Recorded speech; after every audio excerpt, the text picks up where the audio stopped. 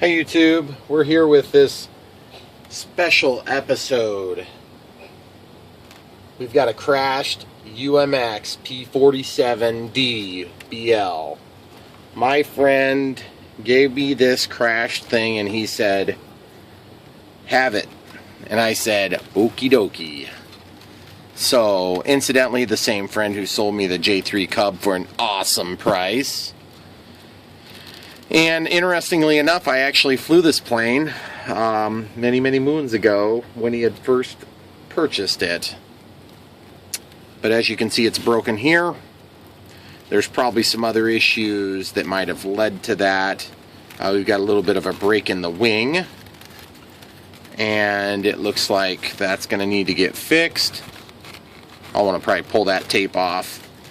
But anyway, just wanted to show you guys some of the carnage. Funny thing is, I've broken this on my UMX P-47 as well, right there on the ground.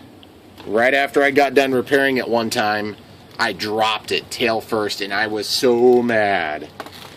Anyway, you can also see that the paint's faded here on the ends, and that's because of a little technique I like to call hot water technique or boiling water technique, and you guys have all probably tried it if you work with these foamies too much. That is a technique that's used to take out crinkling and things like that. In order to fix this, it should be relatively easy. Real quick, this rod had pulled out of the heat shrink that's attaching it to the carbon fiber rod. I was going to showcase that to you earlier, but it's fine. You can imagine what it would look like if it was popped out. I just popped that in, just mostly to keep things kind of intact. And you can see also that this wing is popped out there. It's like a CA hinge that's not quite in there. So a couple of different things that are critical to fix. So I'm going to go ahead and pause it and get my CA out, my thin and medium and kicker. But the first thing I need to do is I need to bind this to my radio so that I can ensure everything works before I go through the trouble of fixing the fuse and all that good stuff. So, on with the DX18. Of course, this could be a DX5 or some other, DX6, whatever it is. Okay? So what we're going to do, guys, I've gotten some feedback that people like it when I do this. If you know how to do it, just skip forward, help out the newbies. So we're going to go to System Setup. Yes. Model select. You can see I've already got one. I do not want to bind to it. I want to create a new model. So I'm going to add new model. Create. From the new model, I'm going to go to model name. And I'm going to scroll in P-47 UMX. P. Pressing clear repeatedly will switch what goes next when I scroll to the left. And I'm going to pause it and come right back to you when this is done. Okay guys, so I got the name in there. I'm just going to call this one, we're going to call it Revision 2, Rev 2. And what I'm thinking about doing on this one is something you guys haven't seen, and it might be retracts, but I don't want to give anything away that I can't come up with. I have to actually get the part from Hobby King, and I don't know if I can get the part right now, so I don't want to mislead you all, but that's kind of what I'm thinking about doing. If that doesn't work out, then I'll just go ahead and maybe leave this one as a plain Jane flyer. One drawback, okay, so I got the model name, got the model type, aircraft type. I added the flap just in case, because that gives me the ability to do like an elevator correction too, which is kind of handy even if I don't have flaps. Then I'm going to scroll over to this, and I'm going to switch the picture to what looks like a P-47, which that would be a P-47. Yes, sir, Bob. And as you can see, we've got the plain picture, which is kind of handy. And we've got Rev 2. Timer's 5 minutes. I'm going to go down to throttle cut. I'm going to turn this on. I'm going to assign it to this switch, which is switch H. I'm going to click it. I'm going to change this 130. I'm going to change that back to, 100. making note that it's with the 1 is black, meaning when it's black, the throttle stick has no impact. You can see in the monitor there. When it's off, it does. Okay, so that's the way we want it. So we'll go back. Then we're going to go into flap system. We're going to initiate it to flap mode, which is switch speed. And then we're just not going to set anything here. We'll set the speed to like 2 seconds. And then we'll go back. We'll go to mixing. We'll go to aileron rudder. We'll set this to like 30. And we're going to turn it on. I'm not going to have different flight modes on this one. Okay, so I hit back. Hit back. Dual rates. I'm going to go to ailerons. I'm going to turn it from switch to this one, which is switch F.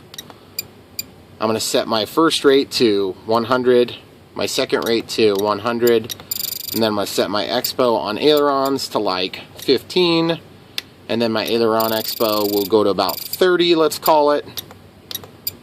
And then I'm going to cut back my dual rates down to 90, which means that the maximum output's going to be slightly less on that. I'm going to go over to elevator. I'm going to switch that. Whoops. I'm going to switch that to this one, which by moving the switch, it activates it on a DX18 at least. Okay, and then I'm going to go in here and I'm going to set this to, why don't we just call that 15 as well, just for easy figuring. Now this is something, you guys, it's very, very subjective. I don't expect you to do it the way I do it. Everybody has different taste for this. Now rudder, even in the neutral setting, I have just 3 settings then. And I don't have to have like multiple switches flipped. When I'm flying, I don't want to have to go to another switch. If I'm having trouble controlling it, all I do is just, I can take the fingers off the controls for just a second and click it down. So for rudder, especially when you're learning to fly, you want to kick that up. Shoot, forgot to assign it to switch F. Okay, so even on my lowest setting, I want to have probably 15%. On my next setting, I want to go ahead and run that up to about 30, which incidentally will be the setting that I usually run. And then I'm going to go up to about 45. So what you're going to notice is when I set these, it's a linear change, which is going to help to make kind of just, it'll make sense when you're flying. You can always change them higher or lower to the whatever, but I like to have a default setting on all my switches. So like my flaps, this is always fully retracted. This is always takeoff. This is always landing. This is always gear up. This is always gear down. So I have a safe setting and a safe setting. And then I have a safe setting. So like when I pull this thing out of the case, which I don't have a case yet, then I know where to put everything. Okay, so back to dual rates. So everything's assigned to switch F. And everything should be ready to go. So let's just go ahead and bind this thing. So throttle cuts on, just to be on the safe side. Timer, oh, that's right, let's set the timer. So, timer, set to 5 minutes. One time I'm going to activate, tone vibrate. So when I move the stick out more than 25%, it starts the timer and it counts down. If I press clear, it clears it back. Okay, cool. So real quick, I'm going to lay this down, try to give you guys a nice shot of this. In order to bind, I have the throttle cut on. I'm going to shut this off. So my radio is off. I got my whatever 2S battery. In this case, I've just got a small one. It's 180 milliamp 2S 25C. That's an E-flite compatible termination on the end here. It's got this like small, I don't know if you want to call it like a micro JST. I'm not sure what. Or it's not a micro JST, I'm sorry. But it's a balanced charge port that's specific to this style of battery. So anyway, what we're going to do is we're going to plug it in. When it fails to immediately attach to a plane, it's going to be looking and binding. So I'm going to go ahead and hold down my bind button, turn on the radio, and you're going to listen and you're going to watch. Binding, DSM 22 milliseconds, DSMX. So it's bound to the plane. Now it's just going through the startup procedure. Okay, cool. So now it's started. Got ailerons, got rudder, elevator. Well, it would be. Of course, it's broken, so there's no. It's not working properly yet, and it won't. Okay, so now at this point, I can figure out if everything is actually running. One thing I got to test is throttle. So throttle cuts on and tested. Throttle cuts off. It is working, but we got some vibration in there, so we'll work with that. AS3X just got initiated because I gave it throttle. Throttle cuts back on. Tested. Cleared the timer. Now we can go ahead and unplug the battery. We can come back to that. shut off the receiver. I always like to go through at least one system startup test. Transmitter's on. And sorry if I misspeak about transmitters and receivers. Okay, we can see that it's on the right plane. So we're just going to quickly plug in the battery, make sure it all initiates.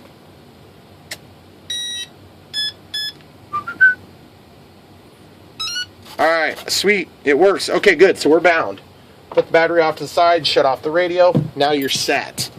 So now we just have to go into the repair part. And guys, I'm not going to cheat a lot on time here, but you could take note of how quick I can get this thing fixed. It's really not a hard repair. There's a variety of different ways you can skin this particular cat.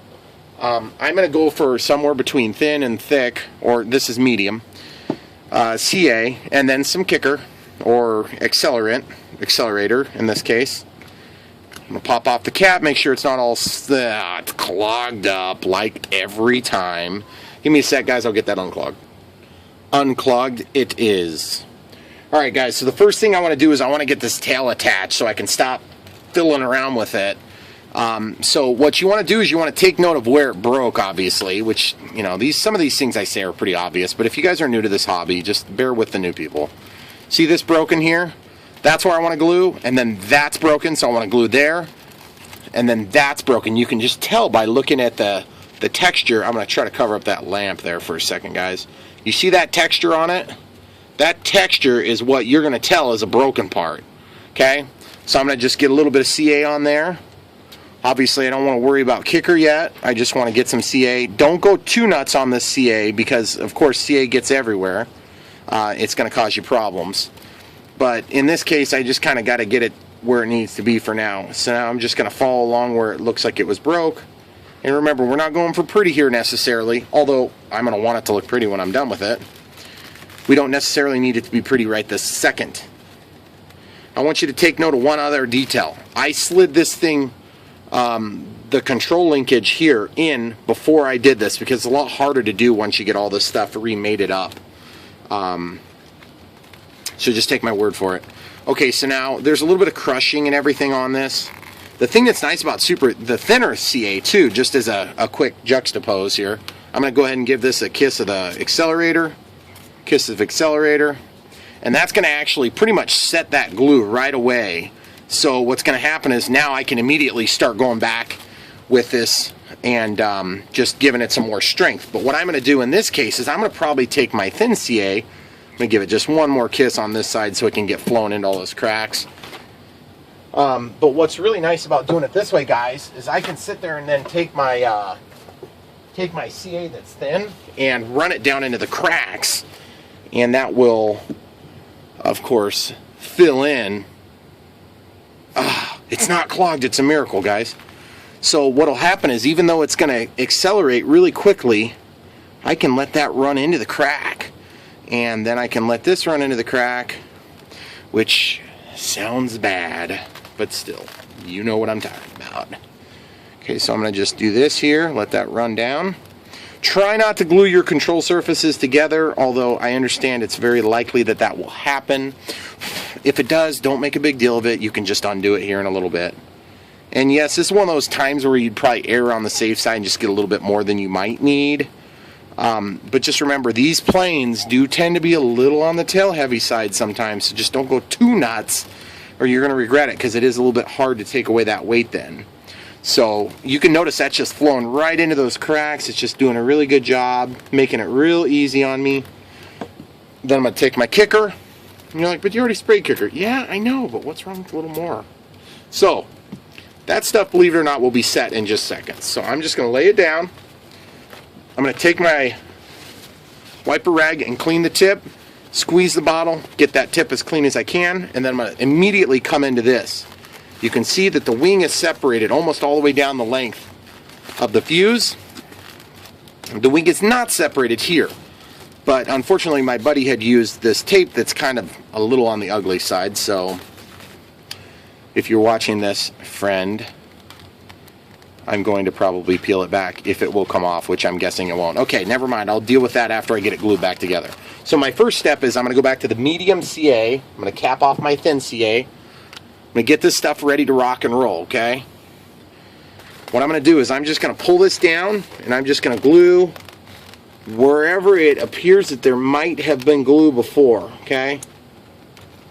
I'm not going to go totally nuts because you don't want to waste a ton of extra weight. Now this one's a little bit tricky. I'm having to get my head in there. Okay, and then I'm just going to get in here, and I'm just going to go along the rough, jagged edge of the foam, okay, which is exactly where it would have broke, you know. So, remember, you don't need tons, but it is the wing after all. You don't want the wing to come back off. That would kind of suck when you're trying to fly this plane. So, just going to get that worked in there. I'm just going to give it one little spritz of this. I got to spread it out a little bit just to kind of get it where it needs to be.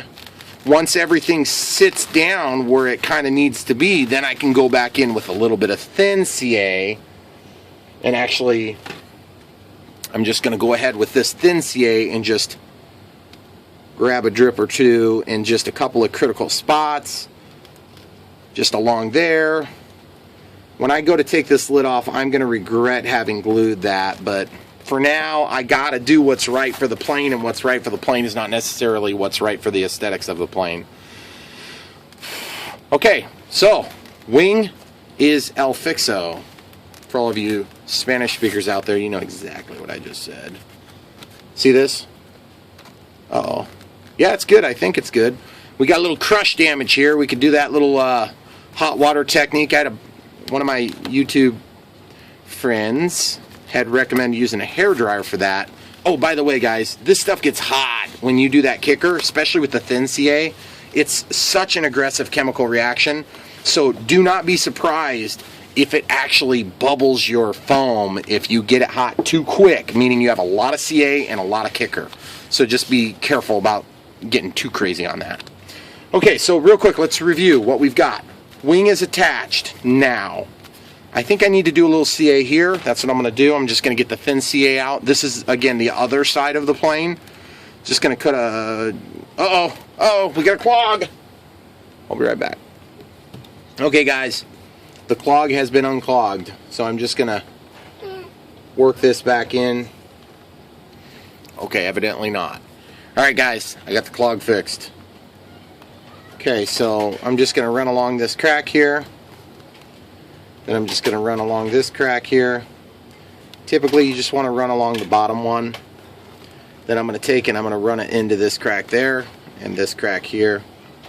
And that's going to take care of holding this fuse and wing together as one contiguous pair of foam pieces. A little bit of that, a little bit of that. Hey, by the way, if you guys get tape that you want to take off, kicker, for whatever reason, makes tape come off. I've never tried this before, but hey, let's try it on this video. There's one spray. There's another spray. Let's see if it works. It always seems to work when I have a decal that I don't want to come off, or something that I've taped that I also don't want to untape. So we're going to see how that works.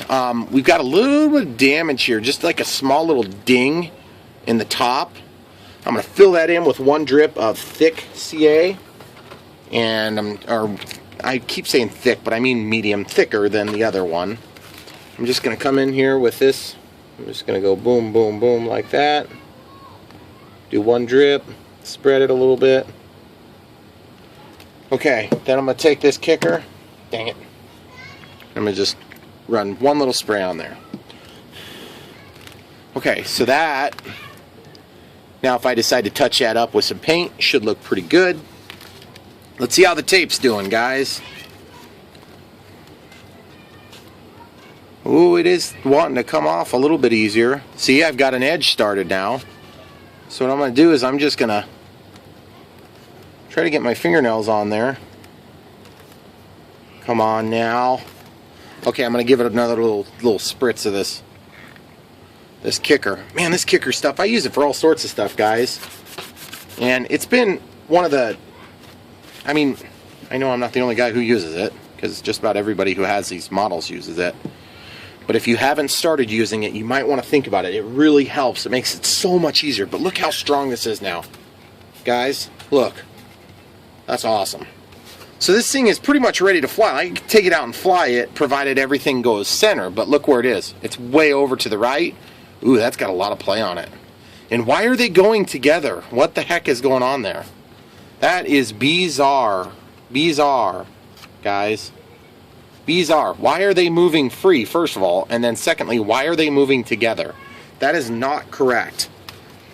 Okay, so there's a crack here. I better get some glue in that just in case that's a weak point. So, CA, thin. Run it next to the crack. It will wick into the crack if it is in fact a crack. If it's not a crack, or if it's not worthy of... See, I'm just going to open it up a little bit, let that CA work in, then I'm going to close it, and then I'm going to give it one spritz of accelerator. Okay? Done deal, guys. Now come around to the other side, look and see if you can see if there was a crack on this side, a hairline crack. It looks like there is a hairline crack. I'm just going to get in there with my thin CA, run it along that joint, open it up. Nope, it's not going to open. Good. Okay, so it's strong now. Give it a kiss of accelerant, and you're ready to rock and roll. So now we need to figure out what the heck is going on with this tape first. Yes. It feels as though this little turd is going to come off here. But it's really hard to get. I need to get some sort of a super fine tool that might be able to close tight enough to grab a piece of tape, which honestly, like, you know, these pliers aren't going to close tight enough. But maybe these ones, these awesome Master Force ones will. Dang it, they won't. Okay, never mind. I'll figure something out, guys. Maybe it'll be a knife blade or whatever, but I will eventually get this off, and I'm going to try to do it without taking off all the finish. So wish me luck. It's probably not going to work out well for me in that. Okay, the other thing is we got some damage points up here, and we also had some nasty vibration on the motor, if you recall. So I don't know if it's touching. I don't think it is touching. Feels like there's, it's possible there's a little bit of play in there. So when I finally cut this thing open, which hopefully I didn't glue it totally along here, then I can go ahead and correct that. So let's see how the control surfaces center up. Always get your tips wiped before everything sets up. Give it a squeeze if you can. Yeah, feels like this one's probably going to be clogged here in a minute. So I'll pause it and deal with that. Okay guys, it's cocktail time. Not exactly. I figured we better get some hot water. I picked this cocktail glass because of the shape. It's got a nice handle, and it's got a wide opening, and it doesn't take much water. So guys, note the damage. Stick it in the hot water. This has been run in the microwave for about 2.5 minutes. Work it, just move it back and forth. You can kind of see the steam and stuff coming off of there. And then guys, I don't know if you can notice how much better that already looks. It's a ton better. You just got to delve it in there. The hotter the water, the quicker it works, but not necessarily the better. Okay? You can use your thumb. At this point, you can kind of see those ripples coming out of it. That's exactly what you want to see. Very easy repair. It's starting to fill back in. The quicker you transfer heat, the more likely you are to overdo it. But it feels like maybe this one might need a little bit more doing. But still, I mean guys, it's a lot better already in my opinion. So, and of course the paint is still going to show some weathering. Trying to make sure that thing focuses for you all. Okay, so I think that's probably about what we're going to get out of that for this time. I'm not going to push the issue. But you can see I'm just kind of smoothing it. What'll happen is those little balls of foam, when they're injection molded, or no, not injection molded, when they're put into the form that way, they just poof up and they fill the form. In this case, we want to kind of encourage them to go back to their state that they were when they got heated. So cool. All right, well that part's done. Okay guys, one other thing you can do is, like, this had been sitting for a little bit, get the dust off of it. It's going to help. So if you have damage, you'll be able to more easily see it. Ooh, there's a little nick right there. I kind of missed that spot. So we might do the same thing on there. The other thing that might help by wiping this down is that we might get enough moisture behind that tape that it's going to have a tendency to want to peel off like what's happening now. Oh yeah, guys, here it comes. Get off of there. Oh, son of a gun. What a pain. So basically what that did was it just peeled off all the finish, guys. That's normal. That's pretty much what you get when you get tape peeled off of these most of the time. It's not a big deal in my opinion, but it exposed an opening, a void. And what I want to do is I want to fill that with, I'm going to cover up the light so you can see that really good, guys. I'm going to fill that with CA. And I'm going to use the thick CA. And I'm just going to get that to go right in there.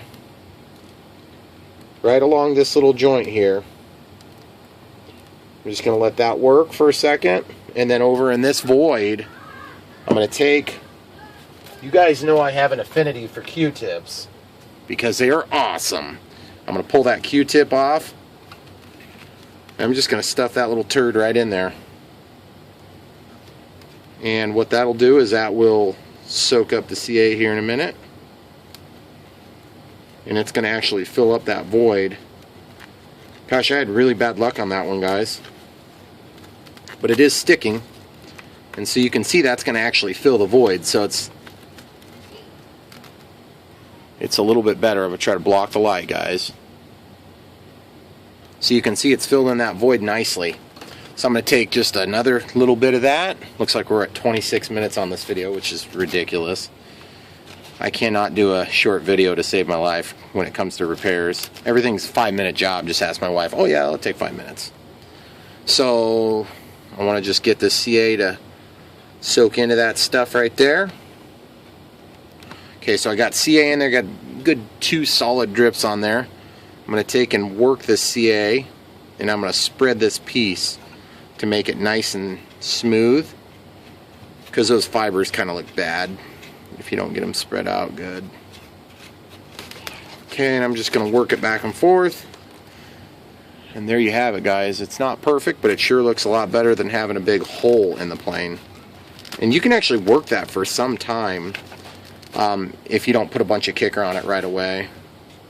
So I'm just going to go a little bit more. Now this time I am going to use a little bit of kicker just to set it. Set it. Done. Okay, cool. So next step might be, that's not going to get fixed right now. I don't think I care. This has already been fixed. So the next thing I got to do is I got to figure out the vibration and damage up by the cowl. Okay guys, I'm going to look at this little gap here. This gap is, come on, focus, there we go. This gap is not working out for me. So what I'm going to do is I'm just going to take and I'm going to do this medium thickness, and I'm just going to let it set on top of that crack, and then I'm just going to spritz it. Done. Don't mess with it. That's all you got to do. And then if you go back and touch this up with paint, then that will be resolved. Okay, one other thing I'm noticing or remembering back here is that these two are seemingly tied together. And I'm also noticing that it's moving my power wire when I do that. I don't know why or how. So we may have to do a little further investigation to figure that out. But for the moment, I'm going to just assume it's totally screwed up. And what I need to do is I need to glue this rudder in. That is going to be a job for thin CA. And what you got to do is you got to take the thin CA, see if it's open. And you're just going to get one little drip. You got to be careful on this spot. You're going to get it right on that CA joint, and then you're going to dig this in. And that's going to hold that in place where it needs to be, and that's going to keep that square and true. And you're just going to leave it. You're probably not going to CA. You're not going to accelerate that one. Just take my word for it. Okay, great. So now the next thing I got to do. We have this tape. This tape is peeling back, which is a servo wire tape. Not a big deal, but if you do have servo wire that pulls, I'll show you how to fix it. Okay guys, This is the stuff I use. Foam Cure Crystal Clear. This one's a small bottle. I refill it with bigger bottles. Okay? Get that stuff coming out, and I'll show you how to fix that tape that peeled.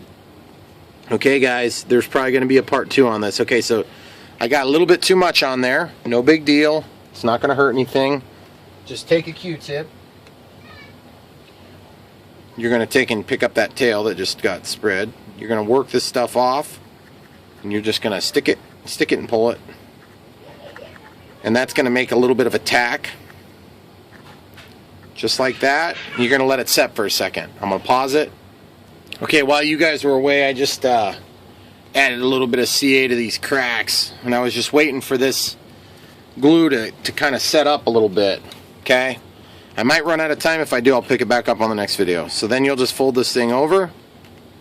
Now that it's tacky, and you do have to wait for it to work, or it's not going to stick like this. It'll just do its thing, and you can see that piece is going to stay stuck now.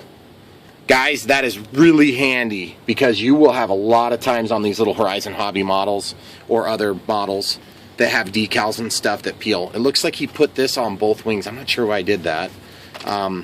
But either way, no biggie. I guess 2 is better than 0. So anyway, guys, I'm going to start the next video here in just a couple of minutes, and we will come back to you, and you can see the rest of the stuff we got to do. Next thing I'm going to probably work out is these control surfaces, now that I realize they're kind of working in tandem for some reason. Thanks for watching. Don't forget to like and subscribe.